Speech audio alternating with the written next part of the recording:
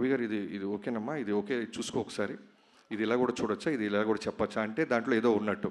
So వెంటనే నేను టీంతో బౌన్స్ బ్యాక్ వెళ్ళి వర్క్ చేయటం మొదలెట్టేవాడిని. అలా చాలామంది బాలయ్యబాబు గారికి ఫ్యాన్స్ ఉంటారు, డైహార్డ్ ఫ్యాన్స్ అంటారు. నేను వర్క్ చేసినప్పుడు నేను రాసిన ఒకే ఒక పదం, ఆయన గురించి నేను తెలుసుకున్న తర్వాత రాసిన ఫస్ట్ డైలాగ్, ఒకడెవడో అంటాడు సినిమాలో, ఇతనికి శత్రువులు ఎక్కువ అని. దానికి బాలకృష్ణ గారి చేత ఒక మాట చెప్పించా, అరే ఓ సిఐ సాబ్, हमको दुश्मन कम, जान देने वाला ఫ్యాన్స్ ज़्यादा है. సో అది నిజంగా బాలయ్యబాబు గారితో పనిచేస్తే ఫ్యాన్ అవటం కాదు, లవ్లో పడిపోయి అడ్మైరర్ అయిపోయి మనం ఫాలోవర్ అయిపోతాం.